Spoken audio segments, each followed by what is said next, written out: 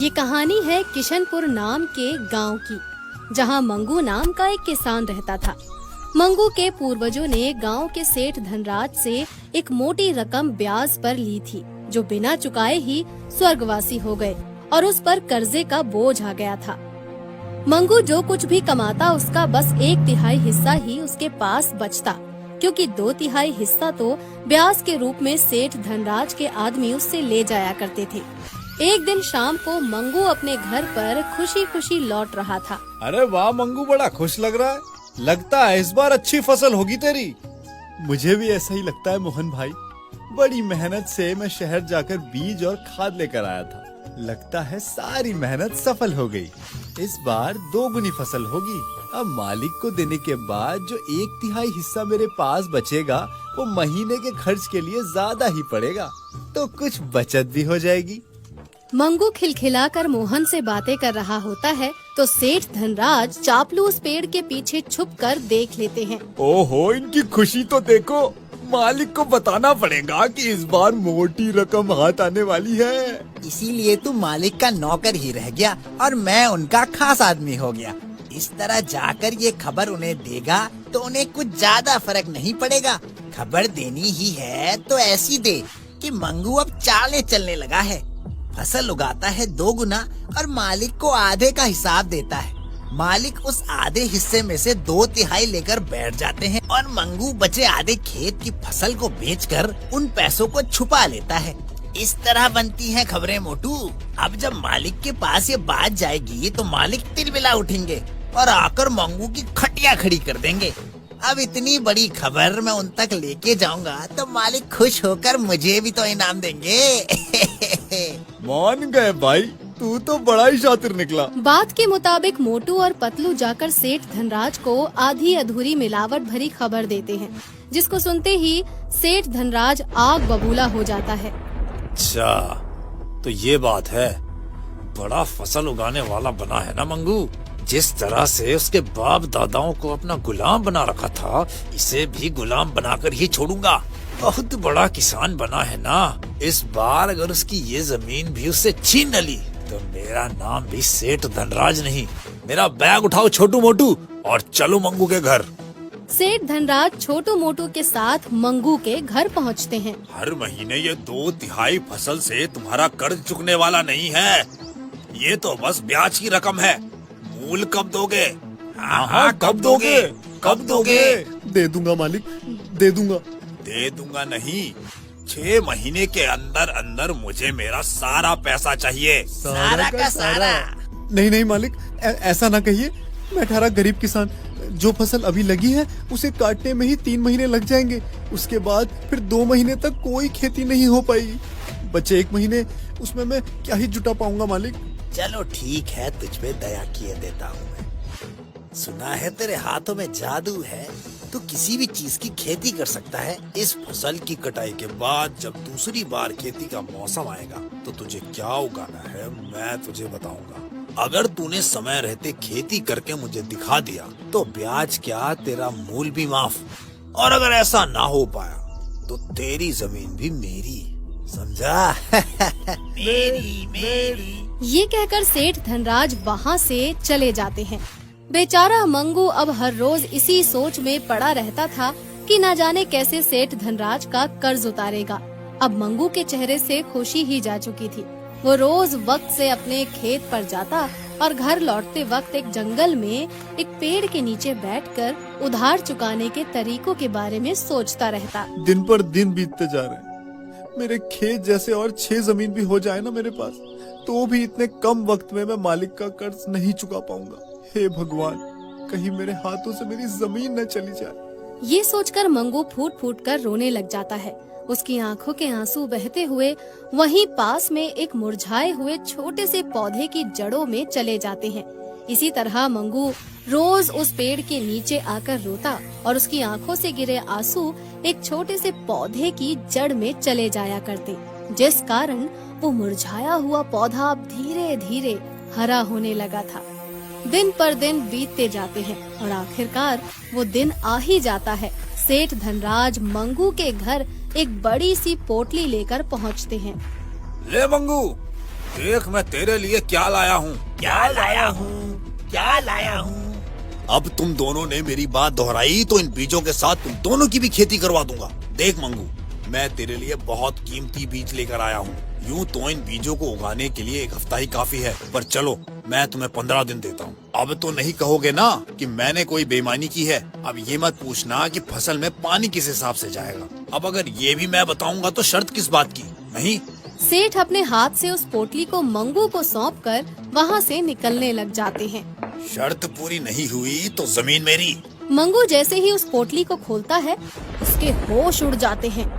ये सेठ धनराज कभी नहीं बदलने वाला है। ठग लिया ना उसने आपको। बल्ब की खेती कोई कैसे कर सकता है भला? हे भगवान, बल्ब थमा कर चला गया हमें वो। हम तो हार जाएंगे जी।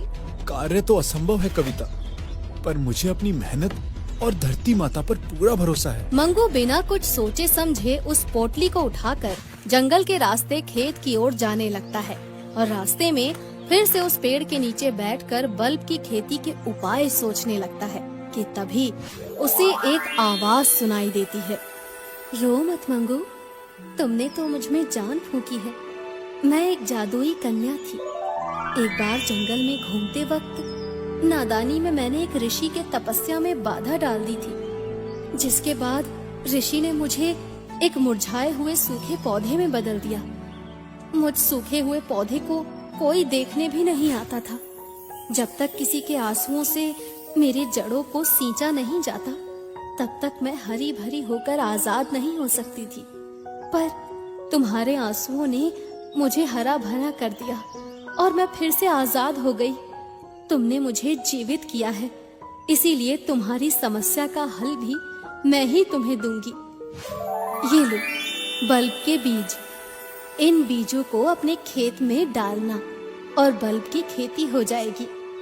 और फिर क्या था, मंगू उन बीजों को लेकर अपने खेत में रोप कर घर लौट जाता है और अगली सुबह वापस अपने खेत में आकर देखता है तो हर तरफ बल्ब की फसल लहरा रही थी। मंगू की खेती का मजाक उड़ाने वहाँ मोटू और छोटू भी पहुँचते हैं, जो बल्ब की जादुई खेती देखकर बौखला जाते हैं। बल्ब, इसने तो सही में खेती कर डाली। जल्दी चल, सेठ को इस बारे में बताना होगा। मालिक, उस गवार मंगू ने तो बल्ब की खेती ही कर डाली। अब वो आपके पास आता ही होगा। आपको तो उसका सारा कर्ज माफ करना ही पड़ेगा। सांप के मुंह से चूहा और मेरे हाथों से पैसा निकालना नामुमकिन है मोटू। पहली बात तो कोई बल्ब की खेती कर ही नहीं सकता, और मान लो कि उसने कर भी दी तो मैं पहले ही उसके फसलों को तबाह कर दूंगा। अब जब मुझे कोई उगा हुआ बल्ब दिखेगा ही नहीं तो शर्त पूरी होगी कैसे?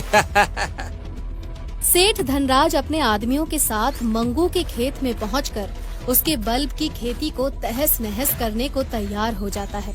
पर जैसे ही सेठ धनराज खेत के अंदर जाता है, उसे बल्ब से करंट लग जाता है और वो वहीं तड़पते हुए नीचे गिर जाता है।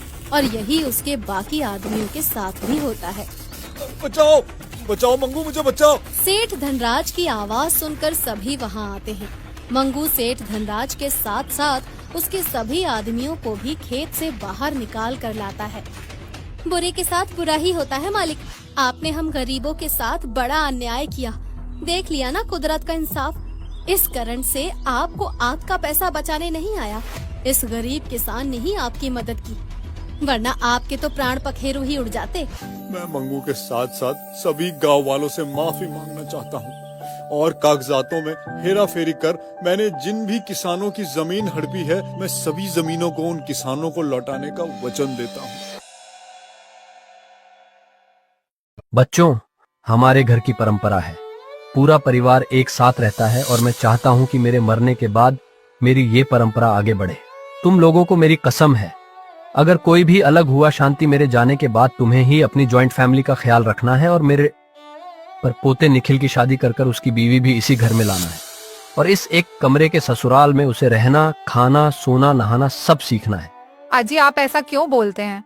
अभी तो आप 100 साल और जिएंगे। अभी आपकी उम्र ही क्या हुई है? अभी तो आप सिर्फ 99 साल के हैं। इतना बोलकर शांति फूट फूट कर रोने लगती है और कुछ ही देर में विनोद अपना दम तोड़ देता है। इसी तरह 1 साल बीत जाते हैं और निखिल शादी करके घर आता है और घर में सुमन को देख पूरा परिवार हैरान हो जाता है। अरे नालायक, ये तूने क्या किया? हम जॉइंट फैमिली है, 30 लोगों का परिवार है, तो तूने हम में से किसी को बताना जरूरी नहीं समझा और अपनी पसंद की लड़की से शादी कर ली। माँ बस करो, पिछले 6 महीने से आप मेरे लिए लड़की देख रही हो, पर हर कोई रिश्ते के लिए मना कर रहा है, क्योंकि कोई भी एक कमरे की ससुराल में, वह भी जिस घर में 30 लोग रहते हैं, उस घर में अपनी बेटी नहीं देना चाहता। क्या 30 लोग? तुमने तो कहा था तुम्हारी जॉइंट फैमिली है। तुमने मुझे पहले क्यों नहीं बताया कि तुम अपनी जॉइंट फैमिली में 30 लोगों के साथ रहते हो? लो भैया, बाकी सब लोगों की तरह आपका प्यार भी 30 जने का परिवार देखकर घबरा गया। नेहा निखिल से बहुत प्यार करती थी और निशा की ऐसी बात सुनकर नेहा थोड़ी घबरा जाती है कि कहीं निखिल उससे दूर ना हो जाए, इसलिए वह सभी से कहती है, अरे आप लोगों ने तो मुझे गलत समझ लिया। मैं तो इसलिए ऐसा कह रही हूँ। अगर मुझे पहले पता होता तो मैं आप लोगों के बारे में और जान पाती और आप लोगों का दिल जीतने में कोई कसर नहीं छोड़ती। बस अब मेरे को थोड़ी दिक्कत होगी, पर आप सबसे हाथ जोड़कर विनती है मेरी, मुझे अपना दीजिए। अरे भाग्यवान, ऐसे ही इसकी शादी नहीं हो रही। इतना बड़ा परिवार देखकर मैं तो कहता हूँ इसे ही बहू के रूप में अपना लो। अब न चाहते हुए भी निखिल के परिवार को नेहा को अपनाना पड़ता है। नेहा भी अपने 30 लोगों की ससुराल में आकर परेशान तो काफी होती है, पर किसी से कुछ कहती नहीं। देखते ही देखते रात हो जाती है और पूरा परिवार नीचे जमीन पर बिस्तर बिछाकर सोने की तैयारी करता है, जिसमें नेहा के लिए जगह ही नहीं होती। निखिल, मैं कहाँ सोऊं? मेरे लिए तो जगह ही नहीं है। नेहा, तुम ज्यादा मोटी नहीं हो, इसलिए बच्चों के बीच जाकर सो जाओ, रिंकी और पिंकी के साथ। निखिल के कहने पर नेहा रिंकी और पिंकी के पास जाकर सो जाती है, पर रिंकी और पिंकी सारी रात अपना हाथ और पर नेहा के ऊपर रखकर सोते हैं, जिस वजह से बेचारी नेहा सारी रात सो नहीं पाती। और जब सुबह उसकी आंख लगती है तो उसकी ननंद निशा उसे उठा देती है। भाभी उठो, सुबह हो चुकी है। 5 बजे से नंबर लगाना शुरू करोगी, तब जाकर 10 बजे तक नंबर आएगा। बाहर निकले इस कमरे में ही वॉशरूम भी है, खाना भी बनाना है। जितनी जल्दी सब फ्रेश होंगे उतनी जल्दी खाना खाकर सब काम पर जाएंगे। चलो मेरे साथ बाहर आ जाओ। मेरा 10वां नंबर है और आपका 20वां। क्या यहाँ सुबह फ्रेश होने के लिए भी लाइन लगाना पड़ेगा? ऐसे ही मैं सारी रात इस छोटे से एक कमरे के ससुराल में सो नहीं पाई हूँ। भाभी, शिकायत करना बंद करो, वरना ऐसा ना हो कि आपका नंबर सबसे लास्ट में आए, क्योंकि आज आपकी पहली रसोई भी है। निशा के कहने पर वो उठ जाती है। अब पूरा परिवार दरवाजे के बाहर खड़ा होकर अपने नंबर आने का इंतजार करता है, और जैसे ही नेहा का नंबर आता है उससे पहले शांति वहाँ अपनी लाठी लेकर आती है। नेहा बहू, तू बाद में जाना, मुझे फिर से वॉशरूम जाना है और मैं आधे घंटे से पहले नहीं निकलूंगी, इसलिए तुम लोग को नहाना हो तो नदी पर जाना। पर दादी जी, सब फ्रेश हो गए सिवाय मेरे। हाँ तो वह किसने कहा था? घोड़े बेच के सोने के लिए अब परे हट। क्योंकि शांति की उम्र काफी ज्यादा थी, इसलिए बेचारी नेहा कुछ नहीं बोलती और उसकी जगह शांति चली जाती है। कुछ देर बाद जब शांति बाहर आती है तब जाकर नेहा अंदर जाती है, जिस वजह से सुबह के 10 बज जाते हैं और सभी लोग खाने का इंतजार करते हैं। साथ ही साथ नेहा को उसकी पहली रसोई में गिफ्ट के रूप में 4 बातें सुनने को मिलती है। यह लड़की लेकर आया है हमारे लिए, अगर हम इस लड़की के भरोसे रहे तो भूखे मर जाएं। सही कहा भाभी, आज इसकी पहली रसोई थी और आज ही ये इतनी लेट हो गई। माँ, आज नेहा का घर में पहला दिन है, उसे हमारे घर के तौर तरीके नहीं पता, इसलिए उसे देरी हो गई और मिट्टी के चूल्हे पर वह पहली बार खाना बना रही है। थोड़ा सब्र रखो। भैया, सब्र रखते रखते 12 बज गए। मुझे सुबह 11 बजे तक ऑफिस पहुंचना होता है। अब तो मैं सीधा लंच टाइम में ही पहुंचूंगी। खाना बन गया है, बस मैं आप सबको परोस देती हूँ। बेचारी परेशान नेहा सिर्फ निखिल के लिए एक कमरे में रहना, खाना, सोना, नहाना जैसी सारी दिक्कतें झेल रही होती हैं। इसी तरह समय गुजरता है और बेचारी नेहा अब अकेली पड़ जाती है और अकेली घर का सारा काम करती है। अरे बहू, रात के 11 बज गए, मेरी आंखें बंद हो रही हैं। जल्दी से खाना दे ताकि मैं जगह पकड़ो। मांझी, आप तो जानती है ना, हमारा बेटा बहू के नाम पर कामचोर लेकर आया है। प्रीति भाभी के भरोसे रहे तो बिस्तर भी नहीं लगेगा। चल, आज हम दोनों बहन ही बिस्तर लगा लेते हैं ताकि सो सके। निशा और प्रीति सोने के लिए बिस्तर बिछाती है, जिसके बाद पूरा परिवार एक साथ बैठकर खाना खाता है और वह लोग सारा खान चैट कर जाते हैं। जब निशा खान के लिए बैठती है तो वह देखती है कि उसके लिए खाना ही नहीं बचा। निखिल सब खाना खाकर सोने चले गए, पर मैंने सुबह से कुछ नहीं खाया। नेहा, तुम अपने मायके में सिर्फ अपने माता पिता के साथ अकेली रहती थी कहाँ? तुम्हारा मायका 3 लोगों का परिवार और ससुराल 30 लोगों का। ये सब तुम मेरी वजह से झेल रही हो ना। चलो, मैं तुम्हें बाहर खाना खिला कर लाता हूँ। इतना बोल निखिल नेहा को बाहर खाना खिलाने ले जाता है और वह दोनों रात के 1 बजे घर आते हैं और जानबूझकर घर वाले घर का दरवाजा बंद कर लेते हैं, जिस वजह से निखिल और नेहा घर के बाहर ही सारी रात बिताते हैं। और सुबह उठते ही, क्योंकि नेहा घर के बाहर थी, इसीलिए आज वह सबसे पहले घर वालों के घर से निकलते ही फ्रेश होने के लिए जाती है। और क्योंकि आज सबसे पहले नेहा फ्रेश हो गई थी, इसलिए वह खाना भी बनाकर रख देती है।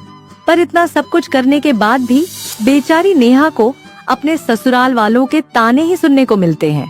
बहू, इतने दिन हो गए पर तुम्हें खाना बनाना नहीं आया। आज तुमने सब काम जल्दी तो कर लिया, पर खाने में स्वाद नहीं। अरे क्या काम जल्दी कर लिया? अब तक बिस्तर तो उठाया ही नहीं, बाजार गई नहीं, लंच अपनी नंद का पैक किया नहीं, बच्चों को स्कूल के लिए तैयार किया नहीं। माँ जी, इससे तो अच्छी में मैंने अपने मायके में भी 10 लोगों का घर संभाल और ससुराल में भी आकर बड़े ही प्यार से यहाँ एडजस्ट हो गई। पहले ही दिन से आप लोगों को कोई शिकायत का मौका नहीं दिया। बस बहुत हो गया भाभी, मैं अब और अपनी बीवी के खिलाफ कुछ नहीं सुनूंगा। नेहा इतनी भीड़ में कभी नहीं रही। नेहा का खुद का एक बड़ा सा कमरा था, उसके घर में सिर्फ 3 लोग और नौकर चाकर थे, पर यहाँ आकर बेचारी खुद नौकर बन गई है। इस एक कमरे के ससुराल में रहना, खाना, नहाना, सोना सब किया उसने, फिर भी आप लोग की शिकायतें खत्म नहीं हो रही। आज मैं पर दादाजी की बात टालता हूँ और अपनी बीवी को लेकर घर से जा रहा हूँ। हम अब से अकेले रहेंगे, आप खुद संभालो अपना 30 लोगों का परिवार। इतना बोल निखिल नेहा को वहाँ से लेकर चला जाता है, क्योंकि अब घर की सारी जिम्मेदारी आरती पर आ जाती है, तो वह भी अपने दिल की बात बोल देती है। माँ जी, माफ करना, पर मैं अपने पति की वजह से इस घर में अब तक जॉइंट फैमिली में रह रही थी। आप लोग खुद सोचिए, आज हम 30 लोग हैं, कल को जनसंख्या और बढ़ेगी, फिर हम इस छोटे से एक कमरे के ससुराल में कैसे रहना, खाना सोना करेंगे। अब हम सबको अलग हो जाना चाहिए। निखिल देवर ने बिल्कुल सही फैसला लिया, इसलिए मैं भी अपने पति के साथ अलग हो रही हूँ। सही कह रही है बहू, तू तेरे ससुर जी तो चले गए पर अपनी कसम में हमें बांध गए, पर आज मैं तुम लोगों को उनकी कसम से आजाद करती हूँ। तुम सब अपनी फैमिली के साथ अलग अलग रह सकते हो। शांति घर की मुखिया थी, इसीलिए शांति की बात सुन पूरा परिवार खुश होता है और सब अपनी अपनी फैमिली के साथ अलग हो जाते हैं और अपनी अच्छी खासी जिंदगी जीते हैं। और कभी कभी उसी एक कमरे के ससुराल में आकर सब एक साथ रात गुजारते और पुराने दिनों को याद करते हैं। तो दोस्तों, कहानी कैसी लगी कमेंट बॉक्स में जरूर बताइए, चैनल को जरूर सब्सक्राइब कीजिए। आज मैं बहुत खुश हूँ, मेरी दोनों बेटियों की शादी जो होने वाली है, पर उसी के साथ मैं बहुत दुखी भी हूँ। नेहा बेटा, अपनी माँ को माफ करना। माँ, ऐसा क्यों बोलती हो? तुम तो हम दोनों के ही लिए अच्छा घर देख रही थी, नदी किनारे, ताकि हम दोनों ही अच्छे से रह सके। पर शायद मेरी किस्मत में गरीबी लिखी थी, जो कि मुझे मिल रही। ये सब तो बस कहने की बात है नेहा। भगवान भी तुम्हारी हरकतों से वाकिफा था, इसीलिए उसने तुझे गरीब घर दिया। क्यों पापा? आरती, तुम्हारी शादी अमीर घर में हो रही है, इसका मतलब ये नहीं कि तुम अपनी बहन का मजाक बनाओ। समझी आशा, मैं आज रात को घर नहीं आऊंगा, बहुत कम है। दोनों बेटी की शादी एक साथ है, पैसे जोड़ने हैं मुझे। आशा और विनोद एक मिडिल क्लास फैमिली से थे। वह अपनी दोनों ही बेटियों को खुश और अमीर घर में भेजना चाहते थे, पर ना चाहते हुए भी नेहा की शादी नदी किनारे एक गरीब परिवार में हो जाती है तो वहीं नदी की दूसरी तरफ आरती का ससुराल था, जो काफी बड़ा और साफ सुथरा था। समय यूं ही गुजरता है और शादी का दिन आ जाता है। आज मेरी दोनों बेटियों की शादी हो गई बच्चों। जैसे तुम यहाँ थी वैसे ही अपने ससुराल को संभालना। इतना बोल विनोद अपनी दोनों बेटियों को विदा करता है। कुछ ही देर में नेहा अपने ससुराल पहुंचती है और उसका ससुराल, जो कि नदी के पास था, वहाँ की नदी काफी गंदी थी और वहाँ सभी गरीब लोग रहा करते थे और वहाँ सभी अपने घर का कूड़ा उसे नदी में ही फेंका करते थे। अशोक जी, यहाँ कितनी गंदगी है। हमारे गांव की नदी तो बहुत साफ थी, पर यहाँ की नदी इतनी गंदी क्यों है?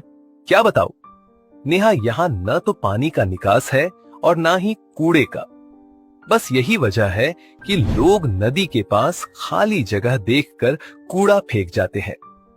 महीने में एक बार कूड़ा उठाने वाला आता है और वह सारा कूड़ा उठाकर ले जाता है। पर हमें इसके लिए कुछ करना चाहिए। ऐसे न सिर्फ नदी गंदी हो रही है, बल्कि पर्यावरण भी दूषित हो रहा है। बहू, हम गरीब क्या कर सकते हैं? अभी तू नई है, इसलिए तुझे दिक्कत हो रही है। देखना, समय के साथ तुझे भी आदत हो जाएगी। शांति और अशोक की बातें सुन नेहा अब चुप हो जाती है। तो वहीं कुछ ही देर में नेहा की बहन आरती भी अपने ससुराल पहुंचती है और जब घर के बाहर उसकी सास उसकी आरती उतारकर उसका गृह प्रवेश करवा रही होती है, तो वह अपने घर के बाहर की नदी को देखती है तो मन ही मन काफी खुश होती है। यहाँ की नदी कितनी साफ है। ये बिल्कुल मेरे घर के पास है। अब तो मैं रोज सुबह जल्दी उठकर यही नहाने आऊंगी और खाली समय में यही बैठा करूंगी। मायके में तो मुझे नहाने के लिए काफी दूर जाना पड़ता था। बहू, तुम्हारा हमारे घर में स्वागत है। अब अंदर आ जाओ। तुम बहुत थक गई होगी ना, इसीलिए जाकर आराम कर लो। तुम्हें अपना कमरा बहुत पसंद आने वाला है। अपनी सास के कहने पर आरती अपने कमरे में जाती है और वह देखती है कि उसके कमरे में दरवाजे जितनी बड़ी खिड़की है और उसे खिड़की बाहर नदी का नजारा साफ नजर आ रहा है। निखिल, यह नजारा कितना अच्छा है। मेरे तो सारे सपने ही पूरे हो गए। आरती, हमने तुम्हारे सपने पूरे किए हैं और मैं आगे भी तुम्हारे सपने पूरे करते रहूंगा। पर मेरा भी एक सपना है फॉर्च्यूनर खरीदने का। तुम्हारे पिता ने दहेज में कुछ नहीं दिया। उनसे कहो ना कि वह अपनी बेटी को एक फॉर्च्यूनर गिफ्ट कर दे। पर मेरे घर वाले काफी गरीब हैं। गरीब है, इसलिए तो हमने भी कुछ नहीं मांगा। अब क्या मेरी इतनी छोटी सी विश भी पूरी नहीं हो सकती? मैं भी अपने दोस्तों को शो करना चाहता हूँ कि मेरे ससुर ने मुझे कोई तोहफा दिया है। तुम परेशान मत हो, मैं बात करूंगी। जहाँ नेहा अपने ससुराल जाकर गंदा नदी देखकर परेशान थी, तो वहीं आरती अपने ससुराल जाकर साफ नदी देखकर काफी खुश होती है, पर अपने पति की बातें सुनकर परेशान हो जाती है। अब इसी तरह कुछ दिन बीत जाते हैं और एक दिन, हे भगवान, आज फिर से इन जानवरों ने सारा कूड़ा मेरे दरवाजे पर लाकर रख दिया और नाला भी जाम हो गया। लगता है मुझे खुद ही साफ करना होगा। माँ जी की तो तबीयत खराब है। चल बेटा नेहा, लग जा अपने काम पर। अब यही तेरी जिंदगी है। इतना बोल नेहा अपने मुंह पर कपड़ा बांधती है और एक एक करके सारा कूड़ा नदी के पास फेंकती है और कुछ ही देर में नाला साफ करती है। नेहा घर के बाहर सफाई कर ही रही होती है कि तभी वहाँ कूड़े की गाड़ी आती है और नेहा गाड़ी वाले से कहती है, भैया देख रहे हो, यहाँ सांस लेना मुश्किल है। आप महीने में आने के बदले हफ्ते में आ जाया करें, ताकि यहाँ थोड़ी सफाई रहे। कंपोनेंट प्लेसमेंट, नदी भी कितनी गंदा हो रही है। ऐसे तो हमारे पर्यावरण को ही नुकसान पहुँचेगा और यहाँ तो सांस लेना भी मुश्किल है। बहन, नदी का हम नहीं कर सकते हैं। इसके लिए तो तुम कंप्लेंट करो और हमें महीने में एक बार यहाँ भेजा जाता है, इसलिए आते हैं। अगर तुम चाहती हो यहाँ बराबर सफाई रहे तो एमसीडी वालों से बात करो जाकर। अब नेहा को समझ आ जाता है कि वह अपने ससुराल के पास वाली नदी को कैसे साफ करवा सकती है। इसलिए वो कुछ ही दिनों में से अशोक के साथ एमसीडी दफ्तर और वहाँ कंप्लेंट करवा देती है। कुछ दिनों में एमसीडी वाले आते हैं और नदी की सफाई शुरू हो जाती है। तो वहीं अब हर रोज कूड़े की गाड़ी आती है। साथ ही उस मोहल्ले में नाला भी बनाया जाता है, जिस वजह से नदी भी साफ हो जाती है और मोहल्ला भी।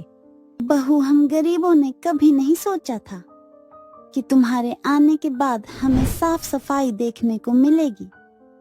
अब हमारा मोहल्ला भी अमीरों के मोहल्ले की तरह साफ और सुंदर हो चुका है। जहाँ गरीब नेहा अपने गरीब ससुराल में भी खुश थी, तो वहीं बेचारी आरती अपने अमीर और समुद्र किनारे ससुराल से दुखी हो रही थी। क्यों बहू, इतना अच्छा नजारा देखते देखते तेरी आंखें नहीं थकती? रसोई के बाहर भी नदी है, पर इसका मतलब ये नहीं कि तू बाहर के ही नजारे देखे, थोड़ा काम पर भी ध्यान दे दे। बाप ने दहेज तो दिया नहीं, और महारानी के नखरे देखो। आरती, तुम्हारे माँ बाप से मुझे फॉर्च्यूनर तो दी नहीं गई, कम से कम उनसे 10 लाख कैश मांग लो।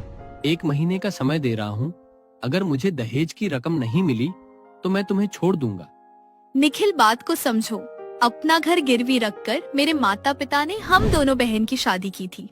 अगर मुझे पता होता कि मेरा अमीर ससुराल मेरी खुशियों को ही डांस लेगा, तो मैं ऐसे अमीर घर से अच्छा गरीब घर जाती। मुझसे ज्यादा खुश तो मेरी बहन है। काश कि मेरी शादी भी गरीब घर में होती। अच्छा, तो तू ये कहना चाहती है कि हम बहुत बुरे हैं? तो जा, मैं तुझे अब भी छोड़ता हूँ, निकाल मेरे घर से। जो आरती अपने अमीर ससुराल पर घमंड दिखा रही थी, अपनी बहन को नीचे जाता रही थी, आज वही ससुराल आरती को घर से निकाल देता है। रोती आरती अपने मायके आती है, और जब इस बारे में नेहा को पता चलता है, तो वो अपने पति के साथ अपनी बहन से मिलने मायके जाती है। आरती, तू रो मत। अच्छा हुआ जो उन्होंने तुझे घर से निकाल दिया। अगर कल को वह लालची तेरे साथ कुछ गलत कर देते तो हम क्या करते हैं? अब तू उससे डिवोर्स ले और अपना हक हिस्सा भी लेना। अब मैं देखूंगी तेरे लिए अच्छा घर जो उनसे भी अमीर होगा। नहीं नेहा, अब मुझे अमीरों से और समुद्र किनारे के घर से डर लगता है। मैं माँ पापा के ही साथ रहकर उनकी सेवा करूंगी। मुझे अब शादी नहीं करनी। आरती के मन में आमिर ससुराल का खौफ इतना बैठ जाता है कि वह अपने मायके में ही रहकर अपने माता पिता की सेवा करती है। समय यूं ही बीतता है और उसकी मुलाकात दिवाकर से होती है, जो कि काफी अमीर और अच्छा था। उससे मुलाकात होने के बाद एक बार फिर उसे अमीरों पर विश्वास होता है और बहुत जल्द दिवाकर उससे शादी कर लेता है और उसके सपनों को पूरा करने के लिए नदी किनारे एक अपार्टमेंट लेता है। इतना बड़ा अपार्टमेंट नदी के किनारे वाला तुमने मेरे लिए लिया है? हाँ, क्योंकि नेहा ने मुझे बताया तुम्हारे साथ क्या हुआ, इसलिए मैं तुम्हें वह सारी खुशियाँ देना चाहता हूँ जिसकी तुम हकदार हो। अपने अमीर पति का प्यार पाकर आरती सब भूल जाती है और एक बार फिर से अपनी जिंदगी को नए सिरे से शुरू करती है और दोनों बहनें अपने अपने नदी किनारे ससुराल में हंसी खुशी जीवन जीती है। खुशी सुबह सुबह तैयार होकर अपना बैग पैक कर रही थी, तभी वहाँ उसकी सास सुमन वहाँ जाती है। उसे बैग पैक करता देख वे उससे बोलती है, बेटा तुम इतनी सुबह सुबह अपना सामान क्यों पैक कर रही हो? क्या तुम कहीं जा रही हो? हाँ माँ जी, मैं अब और इस गांव में नहीं रह सकती, इसलिए गांव छोड़कर रोहन के साथ शहर जा रही हूँ। अगर आप भी हमारे साथ चलना चाहती हैं तो चल सकती हो। बेटा, पर तुम गांव छोड़कर क्यों जाना चाहती हो? यहाँ तो सब कुछ है और तुम्हारा सारा परिवार यहीं रहता है। तभी रोहन वहाँ आ जाता है और वे अपनी माँ से बोलता है, माँ, मुझे शहर में एक अच्छी नौकरी मिल गई है और वो लोग मुझे कंपनी की तरफ से रहने के लिए एक फ्लैट और गाड़ी दे रहे हैं और मैं इस गांव में अब नहीं रहना चाहता हूँ माँ। गांव में रहकर अपने सपने पूरे नहीं कर पाऊँ, इसलिए गांव छोड़कर शहर में जाना चाहता हूँ। पर बेटा, यहाँ खुशी का ब्यूटी पार्लर है, उसे कौन संभालेगा? और तुम दोनों के जाने के बाद मैं अकेली रह जाऊंगी। माँ, आप भी मेरे साथ चलो। हाँ माँ जी, आप भी चलो। मैं वहाँ भी अपना ब्यूटी पार्लर खोलूंगी और वहाँ तो यहाँ से ज्यादा कमाई होगी। मैं इस घर को छोड़कर कभी नहीं जाऊंगी। इस घर में तुम्हारे बाबा की यादें हैं। ठीक है माँ, जैसी आपकी मर्जी। अब मैं यहाँ गांव में नहीं आऊँगा। इतना बोलकर रोहन अपना और सुमन का सामान लेकर वहाँ से चला जाता है और खुशी भी उसके पीछे पीछे बाहर चली जाती है। सुमन आंखों में आंसू लिए दरवाजे को देखती रहती है। अगले दिन सुमन ब्यूटी पार्लर जाती है। वहाँ शोभा होती है जो उनकी दुकान पर काम करती है। वे उनसे बोलती है, माँ जी, आज आप यहाँ खुशी भाभी के साथ नहीं आए? खुशी भाभी कहाँ हैं? बेटा, मेरा बेटा और बहू ये गांव छोड़कर शहर चले गए और वो अब कभी वापस नहीं आएंगे। माँ जी, फिर ये पार्लर कैसे चलेगा? बेटा, आज से मैं इस पार्लर को चलाऊंगी। पर माँ जी, पार्लर का काम कौन करेगा? क्योंकि सारे काम तो भाभी ही करती थी। बेटा, उसे पार्लर के सारे काम मैंने ही सिखाए थे। ये सुनकर शोभा बहुत खुश हो जाती है। कुछ देर बाद वहाँ एक लड़की आती है और शोभा से बोलती है, शोभा दीदी, खुशी दीदी कहाँ गई? हमें उनसे फेशियल करवाना है। भाभी तो नहीं है। बेटा, मैं आज आपका फेशियल करती हूँ। क्या आप मेरा फेशियल करोगी? आपको फेशियल करना आता भी है? कहीं मेरा फेस खराब कर दिया तो? नहीं नहीं, मुझे आज शादी में जाना है, मैं तो खुशी दीदी से ही करवाऊंगी। बेटा, मुझ पर भरोसा रखो, मैं तुम्हारा फेशियल अच्छे से करूंगी और शादी में तुम सबसे सुंदर लगोगी। लड़की सुमन की बात मान लेती है और उसके बाद सुमन उस लड़की का फेशियल करती है। उसके बाद उसके फेस पर मसाज करती है। कुछ देर बाद उसका फेशियल हो जाता है। वो अपने आप को आईने में देखती है। उसके चेहरे पर बहुत ग्लो आ रहा होता है और वे बेहद खुश हो जाती है। क्या बात है आंटी, आपके हाथों में तो जादू है, जादू। मेरा चेहरा तो कितना ग्लो कर रहा है। उसके बाद वो सुमन को पैसे देकर वहाँ से चली जाती है। ऐसे ही दिन बीत जाते हैं। अगले दिन वही लड़की अपने साथ 2 और लड़कियों को पार्लर लेकर आती है। नमस्ते आंटी, आपने तो कमाल कर दिया।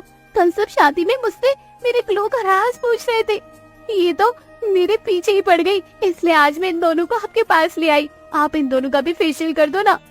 धन्यवाद बेटा, तुम यही बैठो, इन दोनों का फेशियल भी कर देती हूँ। शोभा उन दोनों लड़कियों का फेशियल करने लगी और कुछ देर बाद दोनों ने अपने आप को शीशे में देखा। दोनों के चेहरे बहुत ग्लो कर रहे थे। दोनों बहुत खुश हो गई और सुमन को पैसे देकर वहाँ से चली जाती है। ऐसे ही समय बीत जाता है और सुमन के मेकअप की चर्चा पूरे गांव में होने लगी।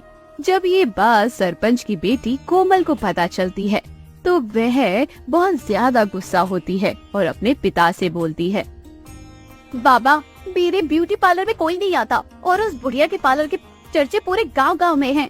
आप कुछ भी करके उस बुढ़िया का पार्लर बंद करवाओ ताकि सभी लोग मेरे पार्लर में आए।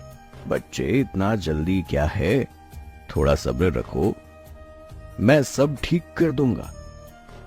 जल्दबाजी में कोई गड़बड़ ना हो, इसलिए तुम परेशान मत हो। थोड़ा समय दो मुझे, सब ठीक कर दूंगा। दूसरी तरफ सुमन के पार्लर के बाहर एक बड़ी गाड़ी आकर रुकती है और उससे एक आदमी और उसके साथ एक लड़की बाहर आती है। वे दोनों सुमन के पार्लर जाती है। मेरा नाम विक्रम राजपूत है, मैं यहाँ का एमएलए हूँ। मैंने तुम्हारे पार्लर के बारे में बहुत सुना है। कुछ दिनों में मेरी बेटी की शादी है, आप उसका भी फेशियल कर दीजिए। सुमन उसकी बेटी का फेशियल करने लगती है। कुछ देर में उसका फेशियल हो जाता है और वे शीशे में देखती है और वे खुश हो जाती है। उसके चेहरे पर बहुत ग्लो आ रहा था। आदमी बहुत सारे पैसे सुमन को दे देता है और उसका शुक्रिया कहकर वहाँ से चला जाता है। ऐसे ही शाम हो जाती है। तभी उसके पार्लर में विक्रम राजपूत और कुछ आदमी उसके साथ आते हैं और गुस्से में बोलते हैं, ए बुढ़िया, तेरी हिम्मत कैसे हुई मेरी बेटी का चेहरा बिगाड़ने की? तेरी वजह से मेरी बेटी का चेहरा खराब हो गया। मैं तुझे नहीं छोड़ूंगा। मैंने तो सुना था कि तू बहुत अच्छा फेशियल करती है, इसलिए मैं अपनी बेटी को तेरे पार्लर में लाया था और तूने तो मेरी बेटी का चेहरा ही खराब कर दिया। साहब, मैंने क्या किया? मैंने कुछ नहीं किया। मैंने तो उसे फेशियल करते फेशियल किया था जिससे बाकी लड़कियों का करती हूँ। मुझे नहीं पता आपकी बेटी का चेहरा कैसे खराब हो गया। मैंने आपकी बेटी का चेहरा नहीं खराब किया। विक्रम ने सुमन की एक नहीं सुनी, पर उसने अपने आदमियों को बोलकर उसके पूरे ब्यूटी पार्लर को तोड़ दिया और वहाँ से चला गया। माँ जी, ये सब क्या हो गया? अब क्या करेंगे? हमारे ये पार्लर तो पूरे तरीके से बर्बाद हो गया है। सुमन बस रोई जा रही थी, वह कुछ नहीं बोल रही थी। माँ जी, घर चलो, मैं आपको घर छोड़ देती हूँ। इसके बाद शोभा सुमन को लेकर घर चली गई। तभी वहाँ गांव का सरपंच आ गया। ए बुढ़िया, तुझे अब इस घर में भी रहने का कोई अधिकार नहीं है। तूने हमारे यहाँ के एमएलए साहब की बेटी का चेहरा खराब किया है और पता नहीं कितनी लड़कियों के चेहरों को खराब किया है। चल निकल इस घर से और इस गांव से भी। सरपंच जी, मैंने कुछ नहीं किया, मैंने किसी का चेहरा खराब नहीं किया। मैं तो ये घर छोड़कर कहाँ ही जाऊंगी, मेरा तो इस गांव में कोई नहीं है। मुझे अब कुछ नहीं सुनना है, तू अब इस गांव में नहीं रह सकती है। सरपंच सुमन की बात एक नहीं सुनता। वह उसे घर से निकालकर घर में ताला मार देता है और वहाँ से चला जाता है।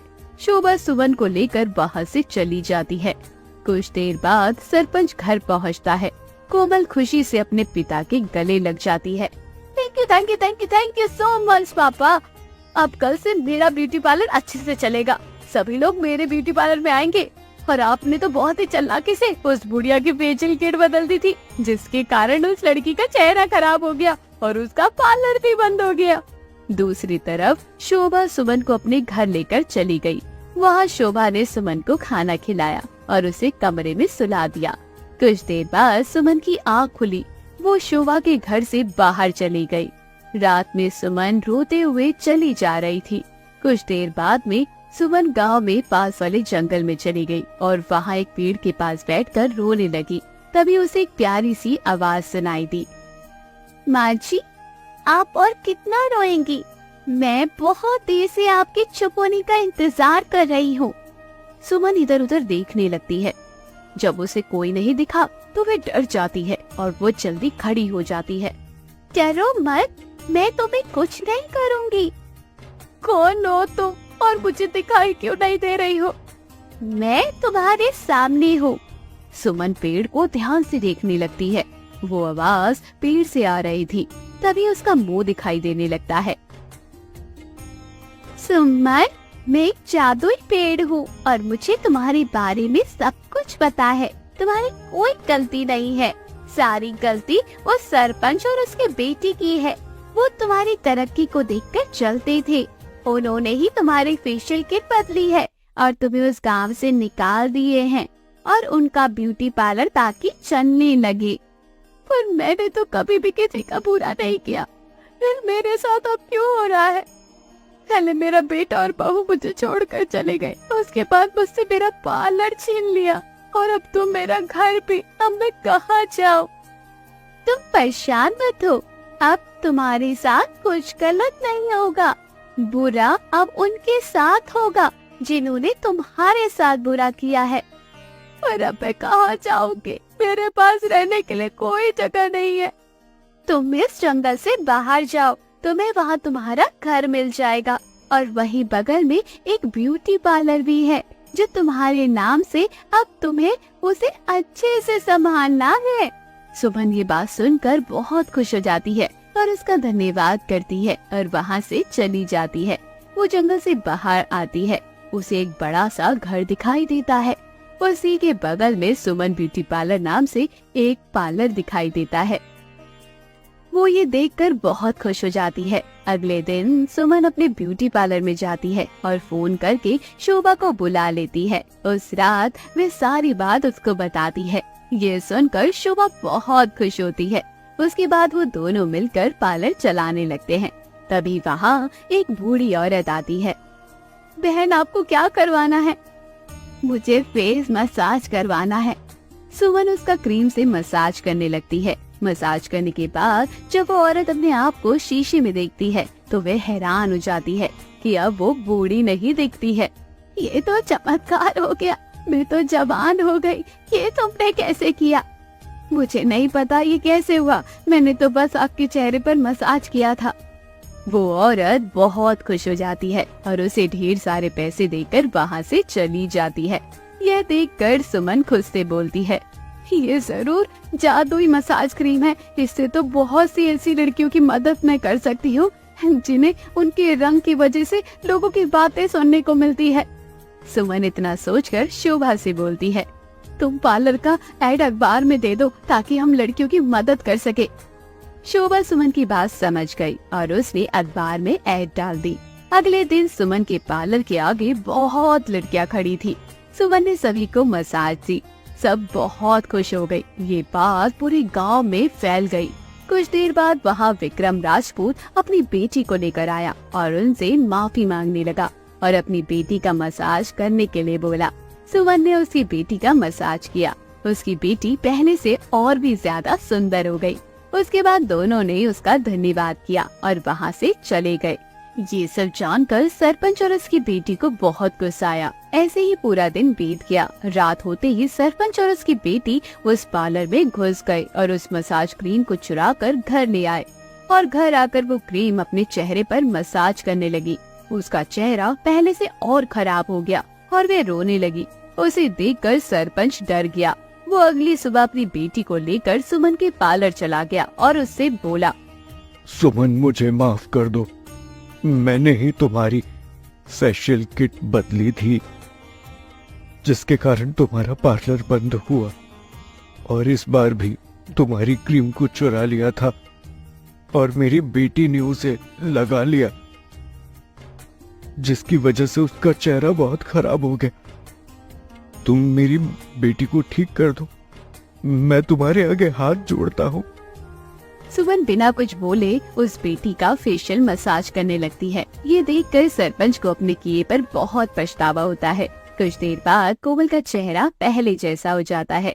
वो दोनों सुमन से माफी मांगते हैं और उसे उसका घर देकर वहाँ से वापस चले जाते हैं। सुमन वापस अपने पुराने घर में चली जाती है। तो दोस्तों, कहानी कैसी लगी कमेंट बॉक्स में जरूर बताना। और देव का परिवार बहुत ही गरीब था, लेकिन इस गरीबी में भी वो अपने बेटे को पढ़ने के लिए शहर भेज रहे थे। एक दिन मधु देव से कहती है, ए जी, हम लोगों ने मोहित को बाहर तो भेज दिया है, लेकिन मुझे डर है कि वो किसी शहर वाली से शादी न कर ले। ऐसा कुछ नहीं है, वो मेरा बेटा है, किसी लड़की के पीछे पागल नहीं होगा। उसे कमाना है ताकि वो हमारी गरीबी को दूर कर सके। मेरे पेट में बहुत दर्द हो रहा है। मुझे प्रेशर आ रहा है। अरे तुम पागल तो नहीं हो गई हो? इस समय तुम कहाँ जाओगी? मुझसे बर्दाश्त नहीं होगा। काश हमारे घर में भी बाथरूम होता तो मुझे इस तरह से सोचना या झेलना नहीं पड़ता। मधु पेट पर हाथ रखकर हाथों में लोटा लेकर खेत चली जाती है और झाड़ियों में घुस जाती है और कहती है, अंदर चली जाती हूँ वरना उजाले में कोई देख न ले। हे भगवान, आज इज्जत बचा लेना, मुझसे बर्दाश्त नहीं होगा। मधु शौच करके अपने घर चली जाती है। इधर गांव में सभी लोगों का यही हाल रहता है। गांव के किसी भी घर में टॉयलेट नहीं था, चाहे वो गरीब हो या अमीर। दिन इसी तरह बीतने लगते हैं और एक रोज देव को एक चिट्ठी आती है जिसमें लिखा होता है, आपका बेटा बहुत बड़ा वकील बन गया है। चिट्ठी पढ़कर देव पागल हो जाता है और मधु से कहता है, ओ मधु, सुनती हो? मधु के ना सुनने पर देव बड़े ही प्यार से फिर कहता है, अरे मेरी गुलाबो, मेरी फुलझड़ी, मेरी गुलाब जामुन। अरे क्या हुआ जी, आज चढ़ा लिए हो क्या? इतना मिश्री निकल रहा है तुम्हारे मुंह से। हाँ, आज मैं बड़ा ही खुश हूँ। हमारा बेटा बहुत बड़ा वकील बन गया है। अब मेरे सारे कर्जे उतर जाएंगे, हमारी गरीबी दूर हो जाएगी और तो और गांव में हमारी इज्जत भी बन जाएगी। देख लेना, सरपंच अपनी बेटी का रिश्ता लेकर आएगा मेरे पास और फिर मैं आकर दिखाऊंगा। अरे दिन में पगलाई गए हो का? अरे ई लो, तुम भी पढ़ लो, चिट्ठी आई है शहर से। मधु को पढ़ना नहीं आता था, लेकिन चिट्ठी देखकर उसे देव की बातों पर यकीन हो जाता है और वो खुशी से रसोई में मिठाइयाँ बनाने लग जाती है। और देव पूरे गांव में मोहित के वकील बनने का ढिंढोरा पीट देता है। उधर मोहित शहर में लड़की से शादी कर लेता है। कुछ दिनों बाद मोहित सुरभि को लेकर गांव चला आता है। सुरभि को देखकर देव और मधु के अरमानों पर पानी फिर जाता है। बाबा, माँ, ये सुरभि है, आपकी बहू। आओ बहू, अंदर आओ। देव का दिमाग गर्म हो जाता है और वो मोहित को बहुत कुछ सुना देता है। मोहित जितने पैसे कमा कर लाता है वो सब वो कर्जदारों को दे देता है। इधर सुरभि को आते ही बाथरूम का प्रेशर हो जाता है और वो तुरंत मोहित को कॉल करके बुलाती है। मोहित, मुझे बहुत तेज प्रेशर आ रहा है, मुझे जाना है। मैं इतने देर से देख रही हूँ, लेकिन यहाँ कहीं भी कोई टॉयलेट ही नजर नहीं आ रहा है। यार, मैं तुम्हें बताना ही भूल गया, वो यहाँ टॉयलेट नहीं है। तुम्हारा दिमाग तो ठीक है ना? अब मैं क्या करूं? मुझे अभी जाना है। चलो जंगल में जाना होगा, झाड़ियों के बीच तुम आराम से कर लेना। खुले में मेरे से नहीं होगा। कहाँ फंस गई मैं? नहीं होगा तो फिर यहीं बैठी रहो, गांव की सभी औरतें यही करती हैं। पैर पटक कर सुरभि कहती है, चलो अब चलना ही होगा, मैं नहीं रह सकती ऐसे। मोहित हाथ में लोटा लेकर सुरभि को लेकर जंगल की ओर चला जाता है। जंगल पहुंचकर मोहित कहता है, जाओ चली जाओ। छी यार, यहाँ पर कितना गंदा है। कोई जानवर ना आ जाए यहाँ। कोई नहीं आने वाला, तुम जाओ। सुरभि चली जाती है और अपनी साड़ी उठाकर बैठ जाती है। जैसे ही वो वहाँ पर शौच करने के लिए बैठती है, उसके पैरों को एक छिपकली छू जाती है और वो चीखती हुई खड़ी होकर रोने लग जाती है।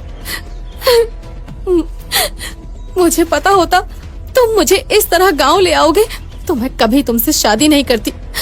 मुझे कुछ नहीं पता, तुम अभी मुझे या तो यहाँ से लेकर जाओगे या इस घर में ही टॉयलेट बनवाओगे। अभी पहले घर चल लो, उसके बाद देखता हूँ कि क्या करना है।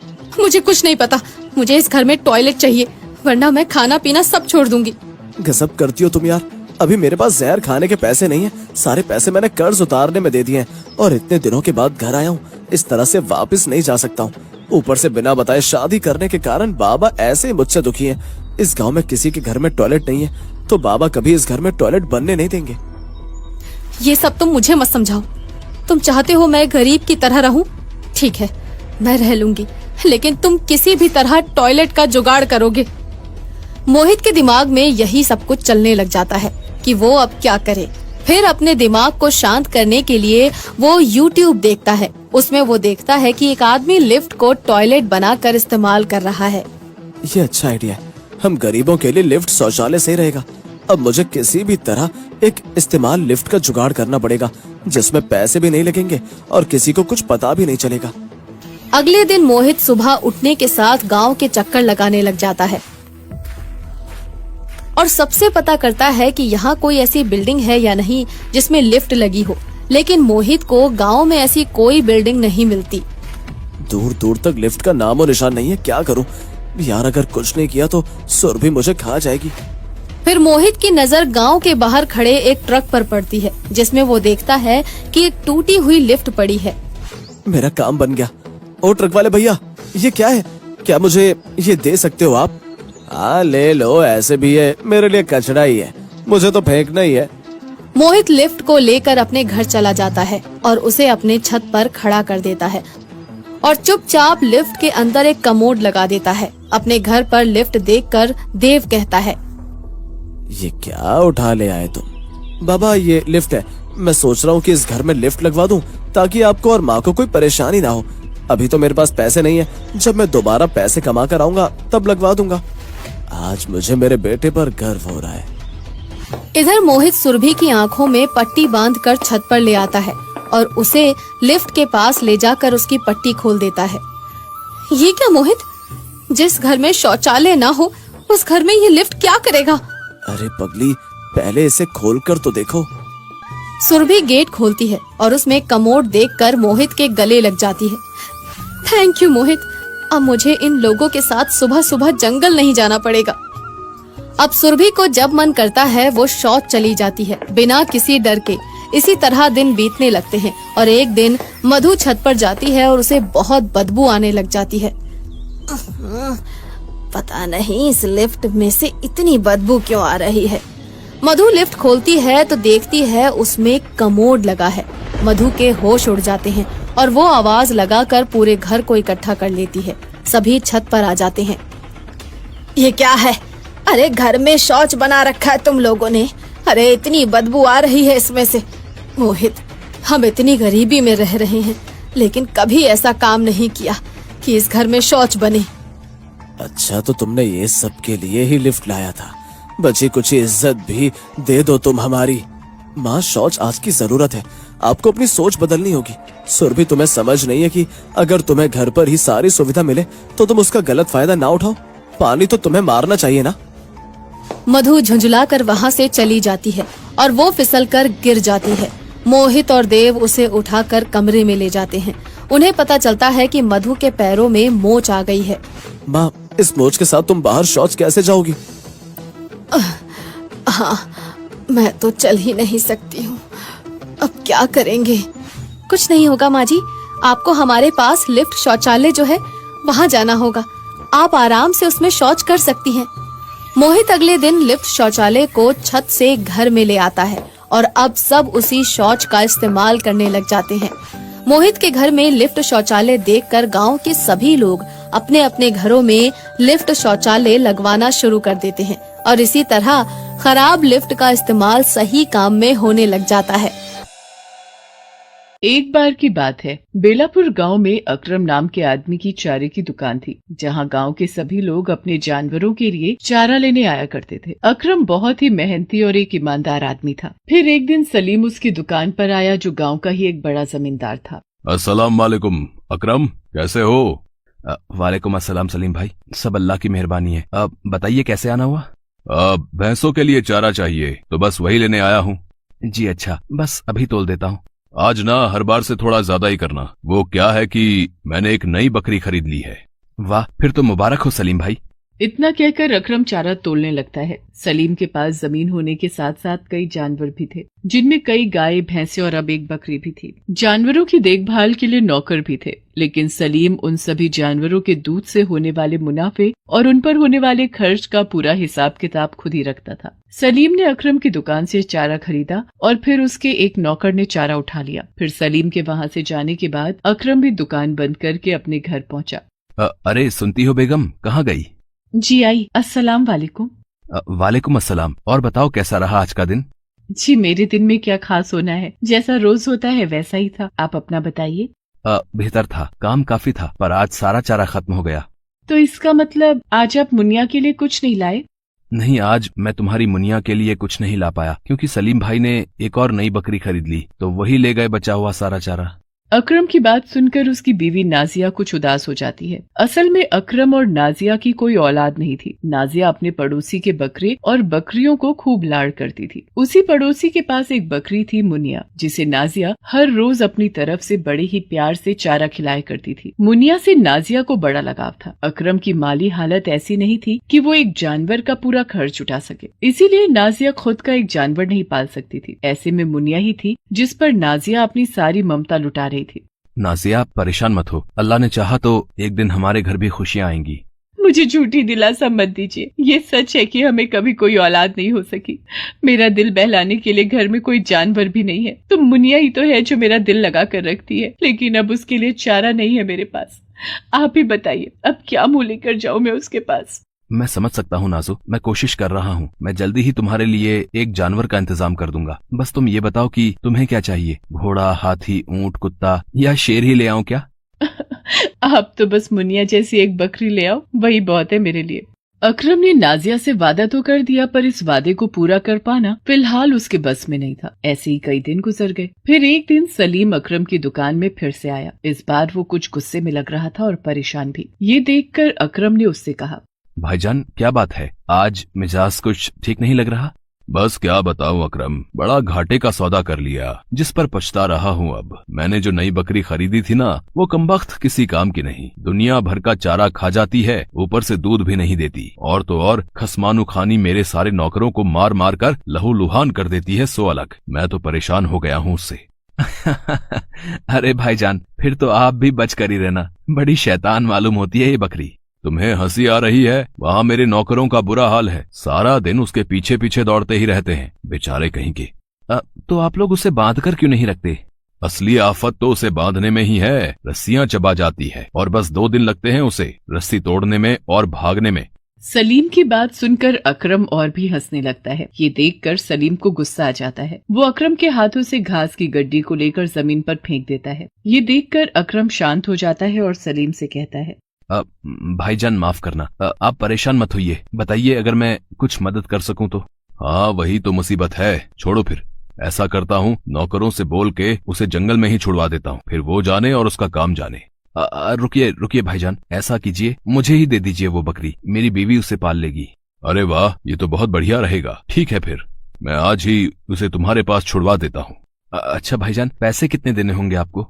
अरे तुम मेरी मुसीबत अपने सिर ले रहे हो और इस बात के मैं तुमसे पैसे लूं? ना भाई ना, मुझे कुछ नहीं चाहिए तुमसे। सलीम की वो शैतान बकरी इस तरह अकरम के घर आ जाती है। नाजिया उस बकरी को देखकर बहुत खुश होती है। अकरम उस बकरी के बारे में नाजिया को सब कुछ बता देता है। अच्छे से सोच लो नाजिया, इस बकरी ने सलीम मियाँ के सारे नौकरों की नाक में दम कर दिया था। अगर फिर भी तुम इसे रखना चाहती हो तो ठीक है, वरना मैं इसे जंगल छोड़ाऊंगा।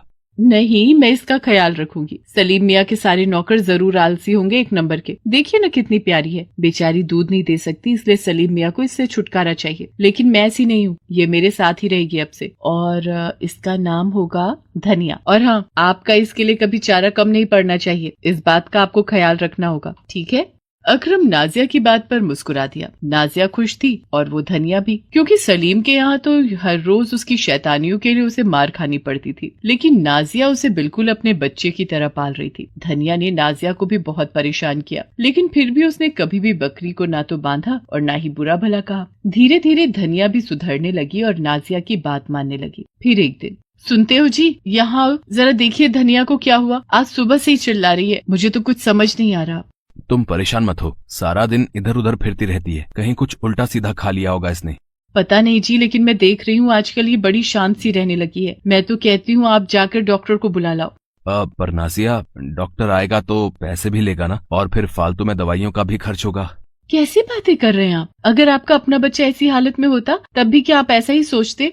नाजिया के तेवर देखकर अकरम समझ गया कि उसे डॉक्टर को बुलाकर लाना ही होगा, और वो कुछ ही देर में डॉक्टर को घर ले आया। डॉक्टर ने धनिया की जांच की और फिर बताया, परेशान होने वाली कोई बात नहीं है, आपकी बकरी माँ बनने वाली है, बच्चे 2 हैं तो इसलिए इसे परेशानी हो रही है। डॉक्टर की बात सुनकर नाजिया और अकरम बहुत खुश हुए। इसके बाद से नाजिया धनिया का पहले से भी ज्यादा ख्याल रखने लगी और जल्दी ही धनिया ने 2 तंदुरुस्त बकरों को जन्म दिया। हालांकि धनिया के साथ साथ उन 2 बकरों का खर्च अकरम नहीं उठा सकता था, इसीलिए उसने उन दोनों बकरों को बेचने का फैसला किया। ये बड़े कमाल की बात थी कि वो दोनों बकरे बड़े ही महंगे दाम पर बिके, क्योंकि उनकी सेहत और किस्म दोनों ही बहुत बढ़िया थी। देखा आपने, हमारी धनिया ने एक ही बार में सारा हिसाब चुका दिया आपका। नहीं नाजिया, अब तक इस बेचारी पर जितना खर्च नहीं किया उससे 4 गुना ज्यादा पैसे मिले हैं।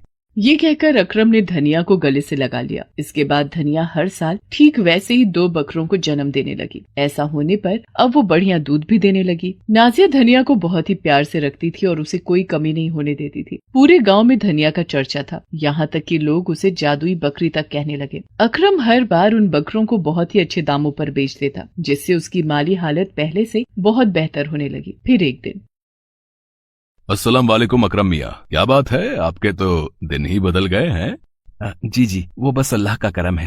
ना भाई, झूठ ना बोलो, मैंने सब सुना है। ये तो मेरी बकरी का कमाल है जो मैंने तुम्हें ऐसे ही दे दी थी। अब ऐसा करो, अब मुझे वो बकरी वापस कर दो, मैं उसे पालना चाहता हूँ।